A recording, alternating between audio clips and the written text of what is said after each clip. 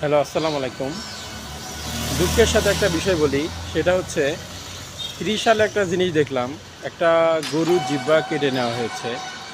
আসলে তার সাথে যতই ব্যক্তিগত সমস্যা থাক বা শত্রুতা থাক, সে তাকে আঘাত করুক, তার একটা প্রাণীকে আঘাত করে কি এটা আসলে মনুষ্যত্বের ভিতরে পড়ে?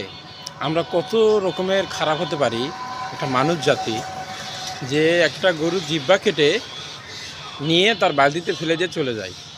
এই প্রাণীটা সারাদিন ধরে কান্নাই করতেছে, অথচ এই কান্নার মায়া যদি কোনো মানুষ হইতো, তাহলে বোঝা যেত যে কতটা কি দুঃখ থাকে তার ভিতরে। আমরা মানুষ হিসেবে খুবই লজ্জিত, এবং খুবই লজ্জিত বলতে কি আমরা মানুষ হিসেবে বড় খারাপ হয়ে গেছি। আমরা যে এত মানুষ খারাপ আসলে বলে বোঝাতে পারবো না। প্রত্যেকটা বিষয়ে আমরা কোন পর্যায়ে গেলে এই কাজ করতে পারি সেটা আপনারা বুঝেন। তার সাথে যতই শত্রুতা থাক, তার ব্যক্তিগত শত্রুতা থাক, তার সাথে করুক, এটা তার প্রাণীর সাথে করবে কেউ এই বিষয় নিয়ে? খুবই দুঃখজনক।